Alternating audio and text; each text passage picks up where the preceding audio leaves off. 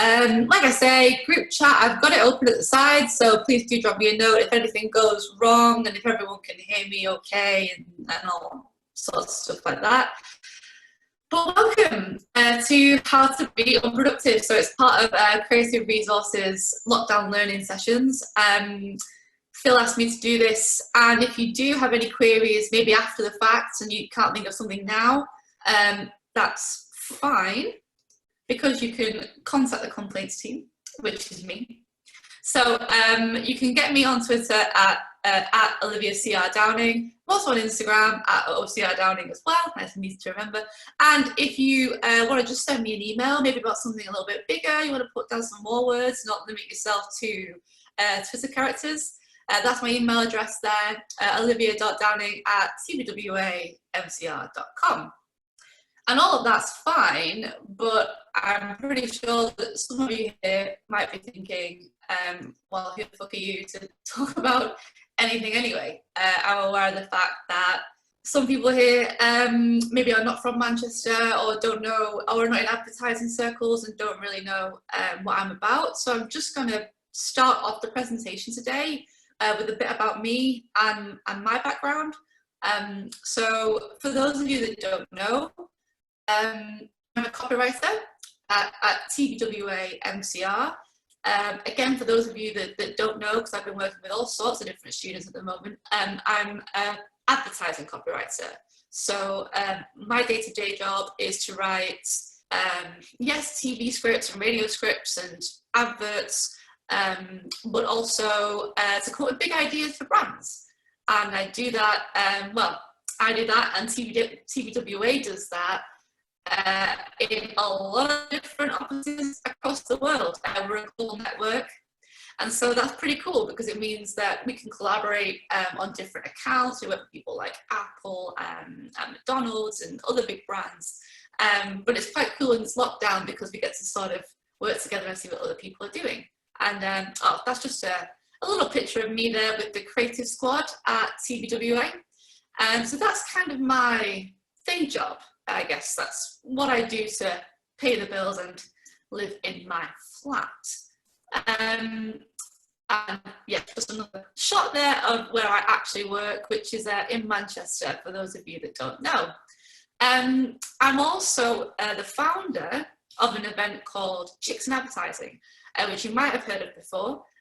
This, oh, poor little birdie with his little medical mask on. This was from the first online chicks that we did about a month ago now. But just to fill you in on what it's about, basically when I started off in the industry, I was kind of really surprised about the fact that I was one of the only creative women on the floor. There was a lot of blokes, but not a lot of women. And I just wanted to hear from them, really, and just hear their stories about, you know, how did they get into the industry? Because in my eyes, if you're doing creative to people in the world, the people who make that work should be reflective of the people in the world. It can't all be, you know, middle-aged white blokes. And that's taken off over the past couple of years. So we've got nearly 1,000 members now, which is really cool. I set this up about 3 years ago. And since that point, we've done all sorts of crazy things. We've talked about women in data. We've talked about other women copywriters. We've set up a student bursary scheme to get students on the School of Thought, which I know that Phil at Creative Resource is also a part of. And we've done events in Leeds. We've done events in agencies all over Manchester. And it's generally something that I'm really proud of after all this time, because as you can see in some of the pictures, it's open to men and women. It's just that I only ever have female speakers because we don't get heard from very often. And it's a really great place to talk a lot about ads, but eat a lot of pizza, have a lot of beer, have a good time. I also lecture part-time at UCLAN. That's on the Creative Advertising BA. And I started that about a year and a half ago now. So that's just me with one of my students there and some of the lecturers, and that's been really awesome. You know, it's meant that I've got to go to things like D&AD New Blood with my students. I really like this photo because these guys are obviously awesome and they've all won pencils, and I'm holding a mojito. So not quite as talented as the people that I teach, unfortunately. But that's been a really cool process. And so I guess I do a lot of stuff outside of work too.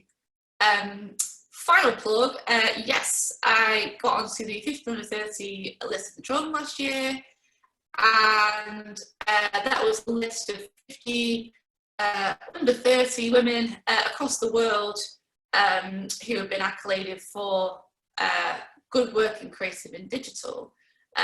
So all of this is looking like, this looks like an advert for you. Where's the stuff about being unproductive? This is the top that I signed up to. And that's kind of the point that I want to make next, is that I am all of these things and I have done all of these things, but I'm also a human being. This is a very early photo of me and an inflatable pig that I got for Christmas. So that's nice. If you've never received an inflatable pig as a gift, I would strongly recommend. I really enjoyed this pig when I was little. And the point, I guess, that I really want to make is, yes, I've done a lot of productive stuff from the kind of the viewpoint of the outside world. And it was actually in looking at some of the things that I've promoted and some of the things that I've done where I started to think, hang on a minute, I don't want to give off maybe the impression that I'm some kind of mentalist who works all the time, because appearances aren't everything. And this is a picture of me with a lot less makeup on and my sister giving me some words of encouragement, because at the time I was in self-isolation. About 2 months ago I started self-isolating because I was ill for the first week before everybody else was locking down. I was doing it before it was cool. Early adopter, and I didn't do anything for that first week aside from feel very, very, very ill and very, very, very sorry for myself. Nothing at all. I just basically watched a lot of TV, had these breakdown calls with my sister where I was like, but I don't want to get out of my hoodie ever in my life, and was generally very poorly. I also had these things that I like to call wobbles, and I don't know if anyone else has a better term for this that doesn't make you sound like a striking kid. I've always suffered from them, where I think I'm a very, very active, productive person in general, but then I'll have a complete breakdown and not speak to anyone and not talk to anyone, usually because of the most minor things, or someone says something and it lands like an earworm and I can't get it out of my brain and I have to have a complete breakdown. And I've had more of them recently, and I don't know about you guys, but for me, the majority of my hashtag wobbles have been caused because of things like reading things like this. So for example, oh my God, what are you not baking in quarantine? I've made all these cakes. Good for you, hon. I can't bake for shit. So that already makes me feel, I already knew that I was not wife material, but this is making me feel extra alone now in this world. This is a very pixely photo, but that's probably just as well. So I'll just read it to you. But like, quarantine, is that a muscle? At home full body workout, hashtag gainer. Okay, that's nice. And I don't know about you guys, but I really like to put on workout videos while I'm scrolling on my phone. I'm hoping to kind of like get my quarantine body by osmosis. But yeah, so that's causing me to have a minor breakdown, because I'm currently looking more like a flump than a fit guy like this. But this was the thing that just tipped me over the edge and was why I wanted to do this talk today. So if you don't come out of this quarantine with either a new skill, starting what you've been putting off, like a new business, or more knowledge, you didn't ever lack the time. You lack the discipline. Fuck off. And what I don't understand is why people think that they have a platform to say stuff like this, particularly on Twitter, okay? keep it for your book, Jeremy Haynes. Sorry if you're on here, Jeremy Haynes, but I'm not feeling this at all. And the really bad thing about stuff like this is that I guess, by and large, you don't have to follow absolute pish flaps on Twitter. You can ignore that if you want to. But what you can't ignore is things that might directly affect you, say, for example, in your school. I don't know if you guys saw the controversy around this.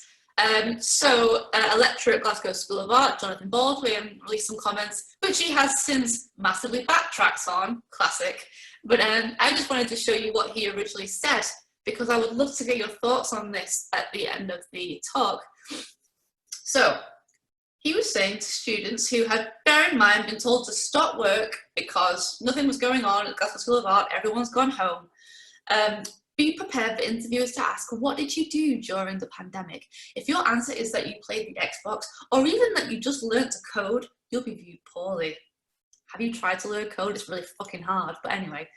If you volunteered or helped organise your community or took part in a hackathon to help develop solutions to non-clinical problems, that will help you stand out. Thanks, Jonathan. Personally, I think that's bollocks. And I specifically got this for you guys to colour in later if you want to. So this would be a great time to do a little screen grab. I'm all about mindfulness, so I thought this would be a really nice piece for you to colour in the name of Jonathan Baldwin a little bit later on. So when Phil asked me to do this talk, and it was all about lockdown learning, one of the things that I suddenly became aware of was, like, I'm putting out all this content about all the things that I'm doing, and people are saying you should be doing stuff, but it's not true, and it doesn't take into account a more holistic view of what is actually going on right now. We already had this to put up with. If you're in my age group, the millennials, or maybe a bit longer, we already had to deal with working in a generation where we are on all the time. And they're calling it, yes, the burnout generation, because we literally can't hack it. So not only that, they decided to throw in a nice global pandemic for us to contend with as well. And that has made things even more difficult because we have to be on all the time, particularly if we're doing online classes or we're working from home like I am at the moment. It can be a really, really hard thing to get away from. But not only that, we are living in the biggest crisis the world has seen since World War II. The messages from the government and from bodies during World War II was keep calm and carry on, not keep calm and join a hackathon to create solutions that help develop things in your community. Do you know what I mean? This is not a holiday. We're in quarantine. This is not a normal time. We're not just sat on our asses having a proper lull here. Like, this is a scary time for most people. So to give advice like this, or like we saw earlier from Jonathan, is not helpful because it doesn't take into account the things that we are, as human beings, are just trying to deal with right now. And also, one of the things that I really want to touch on as a creative, and I think it's actually really relevant in this time, is that you can't have creativity without doing nothing. This is why all your best ideas will come in the shower, or will come just before you go to bed, or when you're at the gym. And we'll talk about that in a little while. But being unproductive is actually a really great time for your brain to do a little bit of slow cooker action and really start to process creative thoughts. So if you did want to do nothing in this downtime, that might actually work out a little bit better for you in the long run. I saw this quote from a yoga teacher on Facebook in retaliation to that guy, Jonathan Headley or whatever, his comments on what did you learn, you were lack discipline. And I think this is really super relevant. With more self-compassion and gentle acceptance, we'll actually grow a little bit more in this downtime. And so that is why this talk is called, oh, that's the next slide. So I'm going to just do this bit first. But yeah, the point that I want to make here, and we've seen a couple of comments popping up in the sidebar here, which sort of brings it to light. Being productive is great, and you know, I have done a lot of stuff, particularly in lockdown, but that has absolutely been in my own time, and there have been massive swathes of time where I've done nothing. Forcing yourself to be productive is absolutely not helpful. You're like your poor man here pushing a boulder up the hill, and it will just ultimately fall back down to knock your teeth out or whatever. And so that's why this talk is called How to Be More Unproductive, because the things that I want to share with you today are the things that I do personally in my downtime, or things I think that you guys could do where you can actually maximize your time out to be better for your brain, but also better for your well-being, and make you a better creative student, mom, dad, whatever, going forward. So the first thing I want to talk about is filling yourself with stuff. We get told all the time as creatives that we're supposed to be like sponges, so taking in lots of different references from different places. Now, I don't know about you guys, but it does often tend to be, you know, take things in from different places, which is mainly the world of advertising for me. And that's not very helpful. So all I really wanted to pass across to you guys here is just a couple of things, particularly if you are a creative or a creative student. Maybe you want to get your mind whirring a little bit. There are things that you can watch while you're Netflixing and chilling, or if you want to listen to some cool podcasts that can actually help you, I guess, become more creative whilst you're chilling out. So just a couple of examples of stuff that you could watch, particularly like if you've not watched the Defiant ones on Netflix, if you're really into music, but also just creativity and innovation in general. It's really entertaining but super interesting. It's about Dr. Dre and Jimmy Iovine. I love it. Would strongly recommend it. And also, if you're having just a generally bad day, or a wobble, as I like to call them, please do listen to How to Fail by Elizabeth Day. It is an excellent podcast, and it's basically this journalist, Elizabeth Day, who interviews really big celebrities about all of the failures in their life. And it's really good, and it kind of puts things back into perspective for you. So when you are feeling bad, or you're feeling like you can't do anything of a day, it's really nice to be able to listen to very high profile people and hear that they've not always been super on it as well. I don't know about you guys, I'm a huge fan of Headspace, and if you haven't got it, I think they are doing free trials, the premium stuff at the moment. But they've got really good things to listen to, even while you're just walking about. Or if you're just queuing, doing your 2-meter queue at Tesco. There's some really interesting mindfulness podcasts that you can listen to on there. And all of these things, the reason why I've recommended those things to you is not because I'm an arse, and I know that people bombard you with like, you should watch this on Netflix or whatever. But these are things that I have personally found helpful for my brain activity while I'm actually not doing anything. So you still get the opportunity to do basically nothing, but work out your brain at the same time.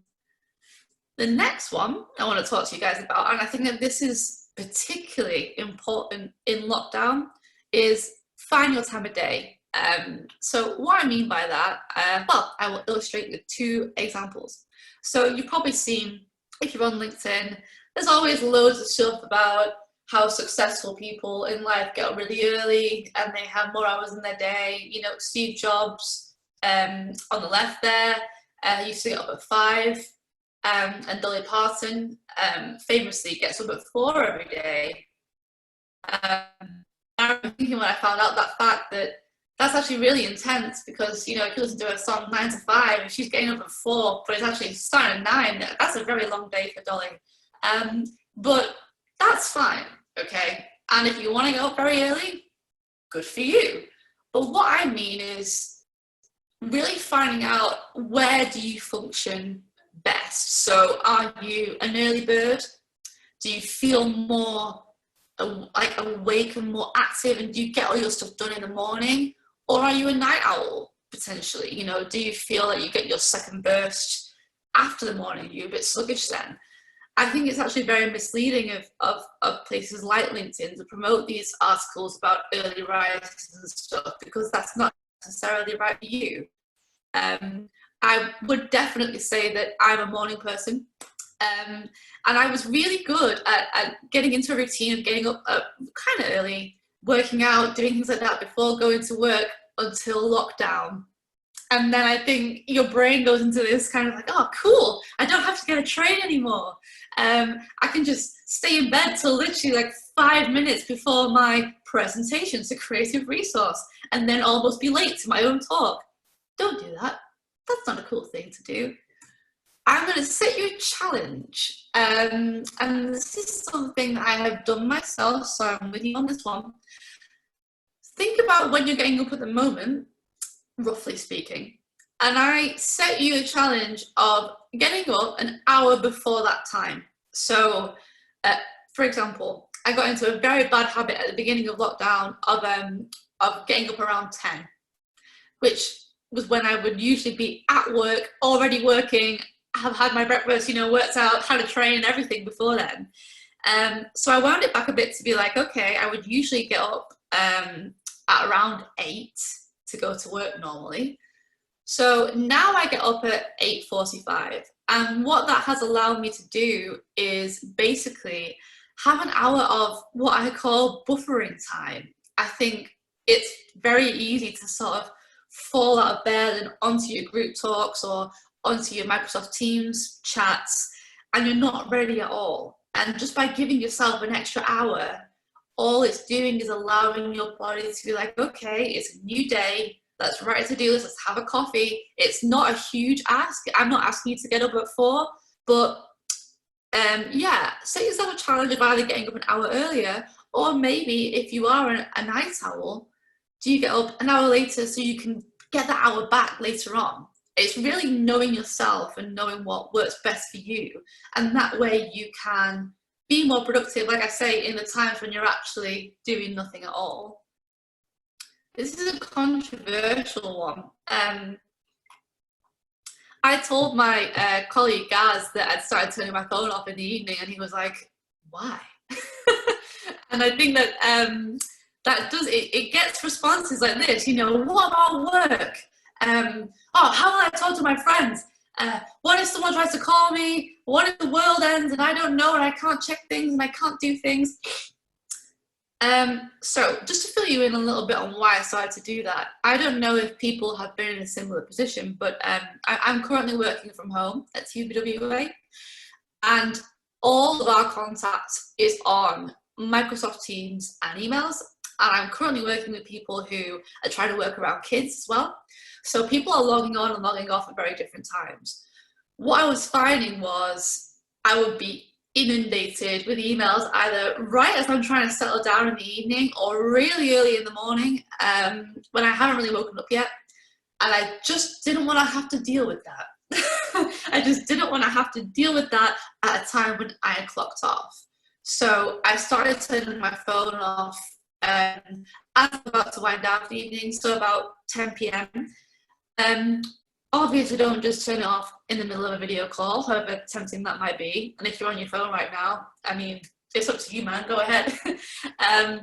Don't turn your phone off when you're supposed to be at work. But what I am saying is, even if you're having your lunch or you know, before you go to bed, just give it a try, because I'm going to tell you now, this is what happens for all those people who are a bit anxious about it and like, oh, you know, what if something happens?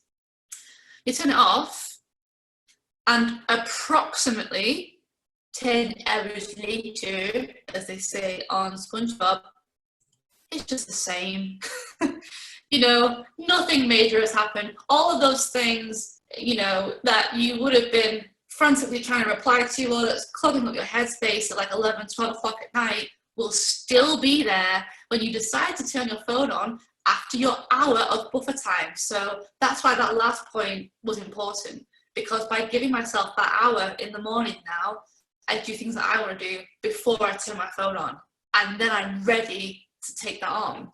So the stuff you receive will be the same, but you will be totally different, because instead of feeling bombarded, like people are saying, you know, you've got your university emails, then you've got people trying to call you from home, or you're working, you've got all this stuff that's clogging up the space you need to relax, you'll know that nobody can contact you, and it's just you downwinding, and you feel utterly more relaxed and utterly ready to take that on the next time you turn on your phone. So give it a go. Let me know if you do it. I would be really interested to know if people find that helpful after this talk.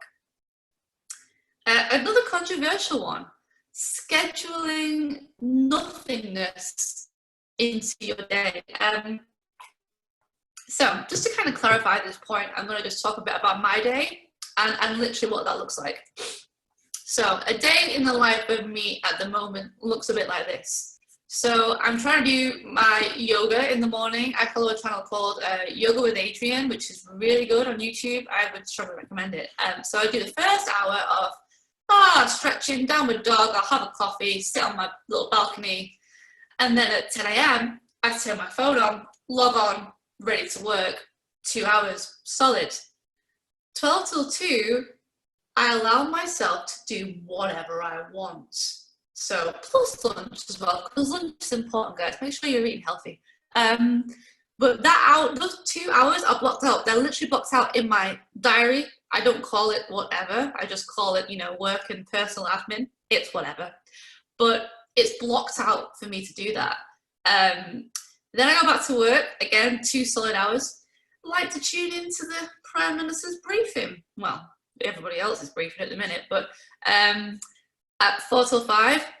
Then I start work again, a little bit later than maybe I would do in normal life, but that's because I know that I have got 7 till 9 of whatever to look forward to a little bit later on. And then 9 till 10 to wind the fuck down and do the things like switching off my phone and do some meditation before I go to bed, so that my brain is chilled out enough for me to do that. Now, the reason why this is important, and you might be thinking, this sounds like a mentalist, and maybe it is a little bit crazy, but what I've found is that you actually start to look forward to doing nothing. And instead of getting into one of those holes, and I don't know if you guys have been in this position before, I know I have, where say you're on TikTok or something, and you just like lost track of time, and you've just fallen down this like massive hole, and then you're like, oh God, I can't get back to work now because I've been so in this thing and people are emailing me and now I'm getting stressed and it's all really awful. If you put in the time for yourself to do nothing, your brain is smart, right? It knows that, you know, you've got that literally to look forward to. So you'll work harder in the times that you have given yourself to work, because your brain is like, yay, but I know that I've got this designated time to do whatever I want to do. And it's clever like that too, because it will literally, I have found this to work. So again, let me know if this works for you. When you come to the end of your 2 hours of doing nothing, your brain is like, right, shall we go back to work? And it's great to be friends with your brain like that, rather than being kind of submerged in, like I say, in the TikTok downward spiral. The next one I want to talk about, very relevant to things that we're seeing all online, is becoming a multitasker. Now, I can see a couple of faces on screen looking at me a bit like this, but I thought this wasn't being about being productive. How can you be asking me to be a multitasker? This is a whole talk about not being productive, and please don't be triggered. What I mean by this is that variety is the spice of life, right? And there's a lot of talk at the moment about hobbies, new skills, you know, things that people are doing in their downtime, and some of them I've definitely tried to do, right? So here's just a snapshot of what I've been up to in quarantine. So I've been trying to draw again. I've not really drawn for a long time. That one in the bottom left-hand corner there is actual footage of me doing a crossword. It's really funny, actually. When I was ill, my mum bought me like a bumper magazine thing of crosswords, and I was like, Mum, I'm not 80. Like, I don't need this. and now I just fucking love them. I cannot get enough of crosswords. Would really recommend to you guys. I've been trying to cook egg fried rice. I still can't get that right. Also tried to learn how to crochet. That's not going too well. It's just basically a circle. Did the 5K, run 5K, you know the one. And I'm also trying to write and yoga. Now, I'm not, again, trying to brag about stuff that I'm doing. What I'm trying to say is that I do each of those in dribs and drabs. So I'm not like, oh, I can't crochet, but, and you fall into a downward spiral of, you know, you'll never make the UK knitting championships. If you've got a lot of little bits on the go, personally, I find it stimulates your brain a little bit more. So it's actually easier for you to not get bored in your quarantine life in general, but also when you're working or when you're doing other stuff, and not give up on those activities. I've never been one of those people who's like, you do this one thing and stick to it. Do loads of things and stick to them when you want to, because you learn things from doing different things. And just to go back to what I mean by analog there, because that might not be clear, as you can see from all these activities, there are things that you don't need, aside from the yoga, I guess, but I kind of don't look at the screen. You don't need a screen for these, right? I can't stress enough how much I've been feeling screen exhaustion. I live on my own, so there's no one in the house with me. And so all of my contact with other people is through things like this, or through my through house party or video chats. And I've personally found it so helpful to have activities that are not anything to do with looking at a screen at all, because I think, again, you can get a bit of burnout from that. So try multitasking, try a couple of new things, and stick to them as and when you want to. Now, this is a really important one, okay? So what do I mean by when it is not a good day? I like to think about this in terms of like a gym analogy. So, you know, sometimes like you're not really feeling it, but you like, oh, well, I'll go to the gym, you know, it's good to work out. Like sometimes, you know, you start to get your groove a bit when you're running or whatever. And sometimes you can push past that kind of bleh, don't want to go feeling that you have right at the beginning. Sometimes you can't push past it and you go to the gym and it's really awful and you hate yourself even more for trying to push yourself in a time when your body was already like, no thanks. I think that's what I mean by know when it's a good day or not. Allow yourself the time to be ammonia, honestly. I don't get these days very often, but when I do, it's a bit like, you know, people say you got out the wrong side of the bed. You can just feel it in your ether, you know, you're just like, this is not a good day. I'm already not in the mind space for this to be a good day. If that's the case, write it out. Allow yourself to be, like I say, ammonias. But here's the caveat. Stick to your designated monias time period. Again, this is a bit like scheduling in your nothingness time. So for me, it kind of goes a bit like this. I'll wake up, I'm in a bad mood. I try and do some yoga to get all zen and, you know, namaste, and I still feel like shit. And I'll have my favorite breakfast and still feel like shit. I'm sending slightly nasty emails to people. And then I check myself and I'm like, oh, this is not a good day. This is not the day where I'm going to write a talk for Creative Resource or I'm going to run a 5K or whatever. Today is not a good day. So I'm going to give myself the evening to be like, meh. But tomorrow, I'm back on it. And that's what I mean. Like, give yourself the evening. Give yourself the whole day if you want to. But tell your brain straight away, okay, I'm letting you have this. I'm letting you have this moany, feeling sorry for yourself time, because then you'll come back to it much stronger afterwards. You need to get that energy out of your system. And I think that if you just kind of pretend that everything's okay, like I say, sometimes it does work, but sometimes it really doesn't. And then you can close scene and get back to your normal self once you've got it all out. So don't feel bad if you're not having a good day. Lots of people aren't. Just know how to deal with it, that's all. is there ever a time when this meme isn't helpful? I don't know, but speak to people or don't. So for me, like I say, I live on my own. And I get a lot of people calling me, you know, being like, "Are you okay? Like, you must be living on your own. It must be so hard," and blah blah blah. And that's very nice. And I wanted to head this up with, it is okay to call people. In fact, it's a great thing to call people because that's some of our only contact in this time. What I personally don't think is okay is feeling forced to talk even when you don't want to.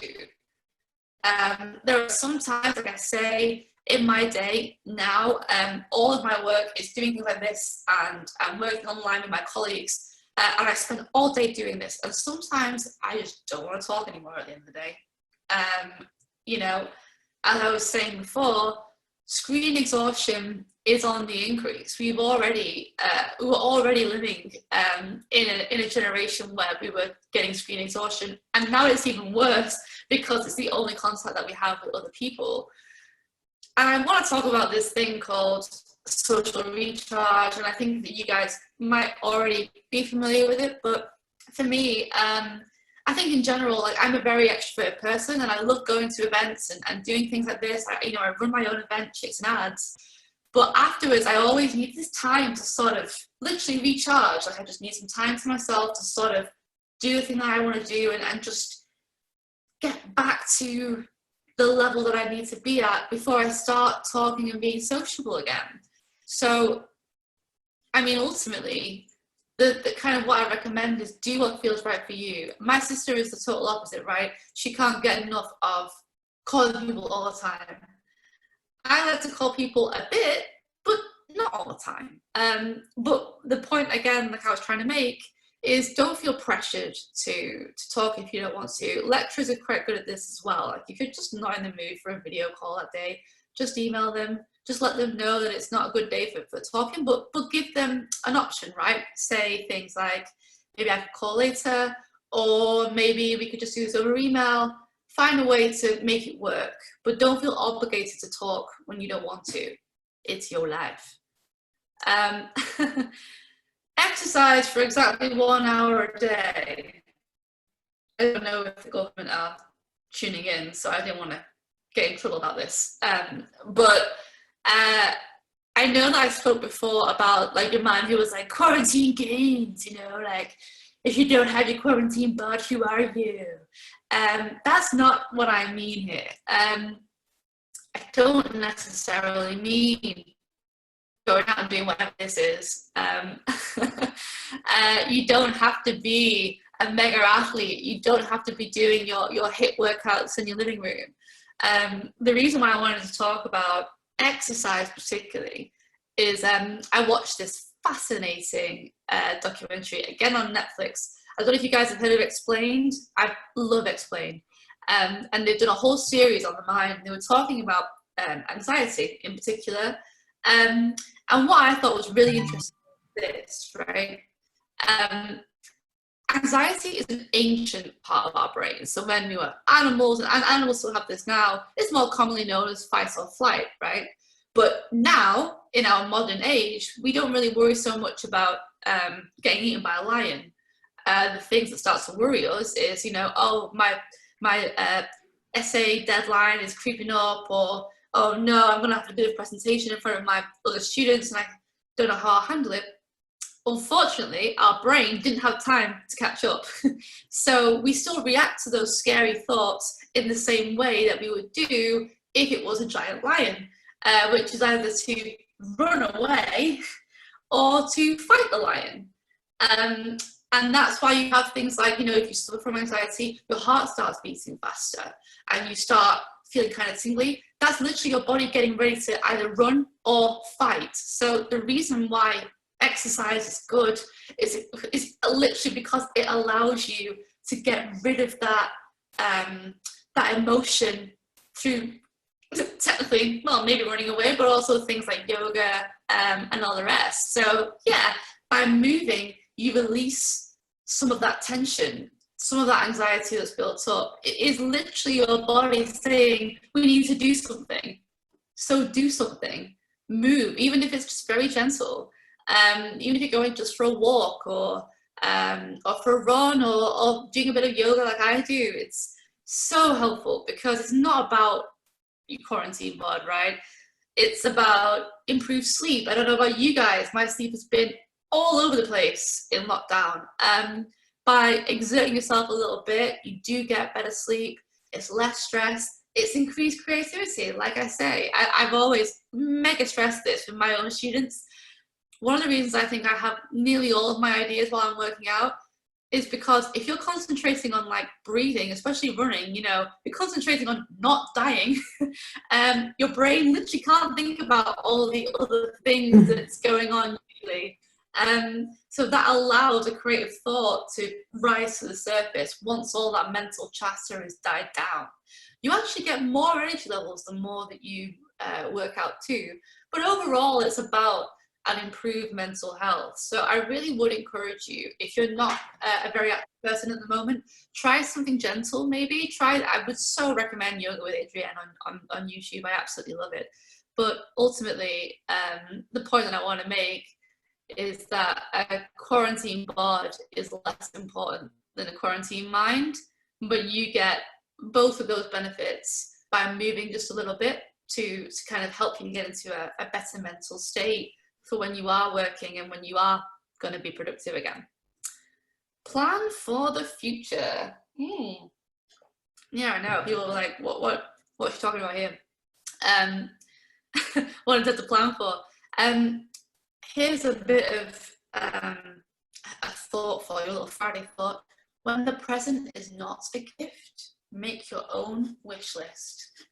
I was kind of proud of that, but I think the point that I want to make here is that it can be very easy, and I have definitely done it myself, to fall into the rabbit hole of everything is shit. And especially when, like me, and I'm sure it applies to a lot of people, when you're getting your kind of cancelled flights through for holidays that you booked, or cancelled tickets for gigs and all the rest of it, it can seem really hopeless. The reason why I think planning for the future is helpful is because it gives you, yes, something to look forward to, but it reminds you that this is not forever. So just a little glimpse of the things that I would like to do in the future. Travel more, I think, is probably on everybody's list. I'd love to get better at yoga. I have all the flexibility of a very sturdy plank, but I'm really trying. Becoming TikTok famous might not happen, but you know, you gotta aim for the moon, and even if you miss, you're gonna be among the stars, right? That's what they say. So do project yourself into the future, mainly because I love this quote: tomorrow starts today. So even if you're not feeling very productive and you're having a day of doing nothing at all, just mentally envisage yourself as, where would you like to be? You know, in kind of like maybe in the next couple of months or maybe the next year, because your brain, again, is really cool. And what it'll start to do is think about, okay, how do I make that happen? So let's take something very unrealistic, like becoming TikTok famous, okay? How will I do that? Well, I have to start making TikToks first.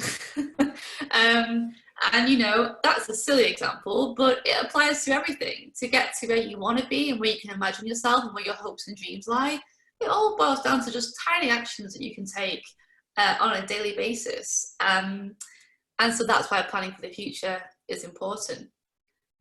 We're on the last point that I want to make. And that's remembering what you're grateful for now. Yeah, people might be like, what do you mean? I'm being serious, guys. Remember what you're grateful for now as opposed to what you don't have. For example, this is a T-Rex trying to make a bed. Can you make a bed? That's something to be grateful for. You get to return to a nice, lovely made bed every evening. That is a good thing. Poor old T-Rex, he's never going to tuck in that fitted sheet, is he? But these are a few of the things that I remind myself every day that I'm grateful for. So being able to go outside is a big one. I was watching the news the other day, and they were interviewing some families on like the 15th floor of of a high-rise block of flats, and I thought, wow, you know, I'm very lucky to live in a flat, not only with a balcony, but I can go outside with a park nearby. That's really great. Having a comfy bed at night, mainly because I have slept in a lot of uncomfortable beds, and mine is Ace, so that's a really nice thing to come back to at the end of the day. Enjoying some of my favourite food, like I say, I've been trying to cook more in quarantine. Ace, friends and family, you know, I've had a really great supportive network of friends and family around me in this time. I'm very grateful to have them. I also still don't pay for the Netflix account. Thanks, family account. Still sponging at the age of nearly 28. But these are very small things, as you might notice, and they seem kind of very insignificant. There's some really nice things coming up in the chat here.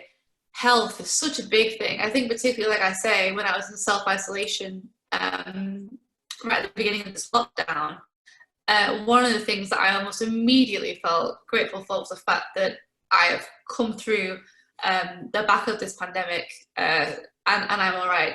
And, you know, unfortunately, that can't be, that's not the same thing for everybody. So I would practice it. I would try. If you've never done it before, don't feel daft about it. It doesn't have to be a gratitude journal. I personally don't keep one. I just remind myself of these things when I get up and when I go to bed, okay? So try to tell yourself 3 things that you're grateful for every day. It can be literally as insignificant as what I mentioned to you previously. Not paying for the Netflix account is great. But remind yourself, because it does make you feel much more positive about your day, particularly if it's going to be an unproductive day or not a good day. At least you can remind yourself of the things that you're happy to have now. And ultimately, in this downtime, every little really does help. It's a small action that you can do that will make your lockdown experience a whole lot better. So we've reached the point of the recap. So I just want to run you through everything that we've spoken about. Fill yourself with stuff. Watch some crazy Netflix stuff. Listen to How to Fail by Elizabeth Day. It's a great podcast. Get Headspace if you don't already have it. When you're having some downtime and you've logged off for the day, like, I'm doing no more work, do this for yourself, because you'll be doing things while you're not doing things. And I think that is a really cool thing that your brain can do. Find your time of day. Are you a night owl? Are you an early bird? Find out when you are the most productive and maximize that time. Do the hour challenge. Do you give yourself an extra hour in the evening, or do you wake up an hour earlier? But that way you'll have the buffering time to do nothing at all and feel productive ultimately when you get around to it. Do it. Turn your phone off. Give it a try. If you're being bombarded by things, even just give it a try for an hour. Just see what happens in that time when you know that you not only can't be contacted, but you're not checking any notifications, you're not on Instagram, you're not on Twitter.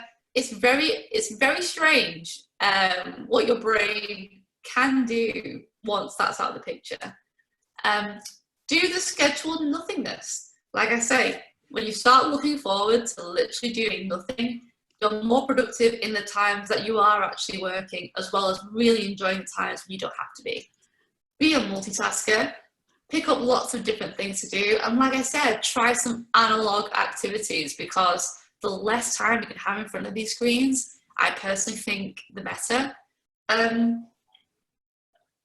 Recognize when you're having a wobble, guys. If it's a wobbly day, give yourself that time, let yourself have it, but stick to the time frame. So if you're gonna have a wobbly evening, have it. Play your sad songs. Look wistfully out of the window like you're in a music video. Do it, but stop doing it by the next day, because that's when you're gonna be back on track, by letting yourself get it out of your system. Speak to people or don't. If it makes you feel good to speak to people, please do, but please do not feel obligated to be constantly on video chats and constantly on the phone all the time. It can be very simple, just to drop someone a note. It doesn't have to be impolite. You can just say, I'm really just not feeling up to a video call today. I'll speak to you later. Absolutely fine. No one will think anything of it. Do your hour of exercise in whatever form that might take, whether it is a walk, whether it is a bit of yoga, whatever. Like I say, by releasing that fight or flight anxiety that I know that certainly I'm feeling, and that you might be feeling right now while you're at home worrying about what the future holds, or university or whatever, by just moving a little bit, you allow your body to get rid of some of that tension. I promise you, you'll feel so much better afterwards. Plan for the future, because it allows you to A, dream big, but also think about the things that you could do today to help you get there.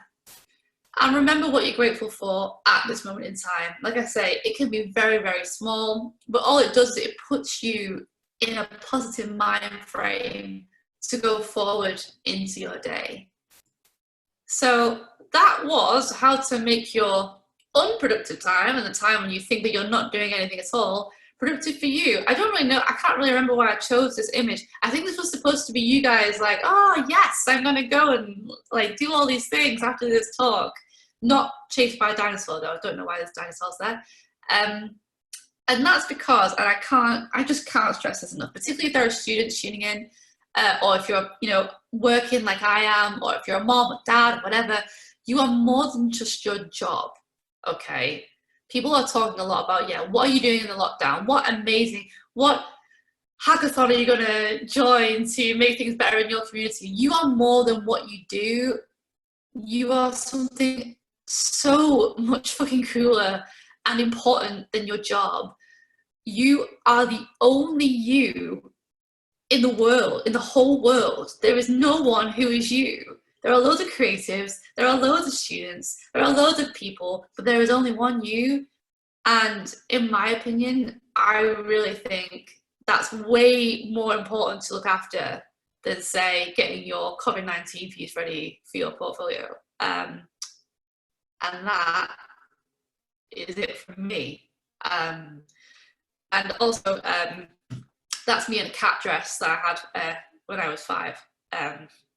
90s style. It never really properly came back. But thank you for listening. I really hope this has made you feel a bit better about, I guess a bit about when you aren't feeling on top of the world, or when you are worried, and when you are not feeling productive. I really hope that this has given you some helpful things to think about, because I feel it too. And like I say, I really didn't want anyone to get the wrong impression about me, that I'm constantly doing things all the time, because I don't think anybody is, and it would be inaccurate.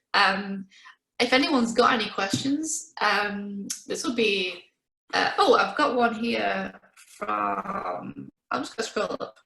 Sorry, please help me. Yeah, sure, okay. I think that students are, so sorry, this is Natalie Cooper's question. So to our lecturer, how do you find your students' motivation, lack of productivity, keen to communicate to mind, but they still need to be compassionate? Sure, absolutely. I think again, oh sorry, so just from my experience working with students at the moment, we're seeing a lot of, I think the students who are already on it, usually in life, are trying really hard to be on it all the time and answering emails all the time. And there are then students who maybe had less attendance, or were already struggling a bit, have really kind of dropped off the radar. And it can be very hard to know what to do in that circumstance. I think again, it's knowing when is a good day and when is not, and taking the pressure off a little bit. I can tell you from industry side, I do not want to see someone with a portfolio who's like, yeah, but I, created this hackathon thing to help my community. That's not what I don't want to see. But it's, if someone also came in and said, oh, sorry, I did nothing in the lockdown, I was looking after my family, I was the only person who was allowed to leave the house. That's fucking awesome. If that's what you did in quarantine, if you took care of your family, I want someone like you to work with me. Of course I do. I think the motivation aspect can be hard. I think particularly for students when they don't know what's going to happen jobs-wise, from a graduate perspective after this. And that's why I've been running these talks with Social Chain. I did the Chicks in Advertising seminar. We actually are doing another one as well. So if you don't already follow, it's on your page here at Chicks in Ads. We're going to be running one particularly for graduates and students as to how they can think about getting into the industry after this. But ultimately, I think we just have to treat everything with a pinch of salt. And as a lecturer too, like you can't feel too responsible for what your students will be doing in this time. because everyone has to look after themselves in different ways. So I hope that was helpful. Okay, imposter syndrome from Emma Wade. Have you ever had imposter syndrome starting work? Yeah. I read something super interesting about imposter syndrome this week, and funnily enough, we've actually done a whole Chicks in Advertising event about imposter syndrome, because I think that famously, like, women suffer from this more than men, and it was something that we thought about a lot because, as I said before, there's a lot of women at the universities in what I do in creative advertising, but there's not a lot of women in the industry. And one of the reasons we were finding was that they weren't confident enough to go ahead and apply for those jobs. I think, and yes, I absolutely do suffer from imposter syndrome, don't get me wrong, but the way that I've learned to tackle this in my life, and I don't know if this is helpful to you, is when that starts to happen and you start to feel like, I don't deserve to be here and everyone knows this, and I don't really know what I'm doing. Again, that is your mind's response. Okay, this sounds a bit tricky maybe, but like, that is not the reality. The reality is the other people at your work or whatever probably just you have created a dialogue around yourself, because you're the only person, you know, that is inside your brain, and it's in overdrive because you're, you know, excited and a bit worried about how it's going to be. But imposter syndrome is literally something that you have built.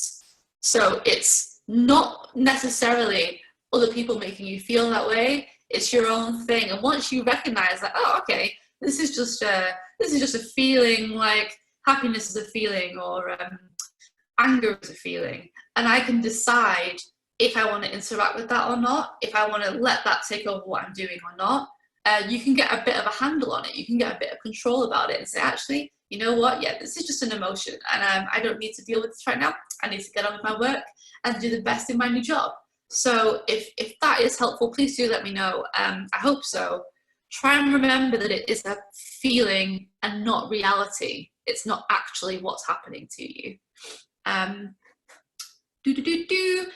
Okay, so did I do any of these things prior to lockdown? I was, like I say, I was getting up earlier because I wanted to work out more. I guess the difference was I was getting up earlier originally so that I could get an earlier train to go to the gym, to then go to work, so I could get that part of my day over and done with. More now, what I've noticed that I need that hour for is literally just to come to terms with the day. So I don't have the commute anymore. I don't know if other people have felt this way, but I don't have the commute to sort of get ready for the day and sort of wake up. And similarly, you know, that's why I think an hour to wind down of an evening is really important, because you don't have the train to decompress and feel safe in your home. So I was already doing that. But I think I would definitely carry on. Like I say, I want to get better at yoga. I'd never done, I've done a bit of hot yoga before, but not all the time. And I love yoga now, since doing the YouTube videos. I find them a really great way to sort of stretch it out. And it's nice to be able to combine mindfulness with exercise. So I'm definitely going to carry that on afterwards. But yeah, there are some habits I think that we've learned during this lockdown that I would definitely carry on with. Yeah, and like I wouldn't worry. You know, about portfolios. Okay, so if you have had an amazing idea during lockdown, put it in your portfolio. I created an online pub right at the beginning of this called Staying In, and I still do the pub quiz for that every Wednesday, and that was something that I came up with again after I was really poorly and did nothing for a week. Hence the benefit of being unproductive. Because then you suddenly have a burst of it when you actually get the opportunity. But please don't stress about, you know, what if I don't have a COVID-19 feature piece to show the creative director right at the front of my portfolio. We're not looking for things like that, okay? We are just looking for people who have managed to do this, because it's hard, right? Quarantine is a hard thing. Like I say, you're not on holiday.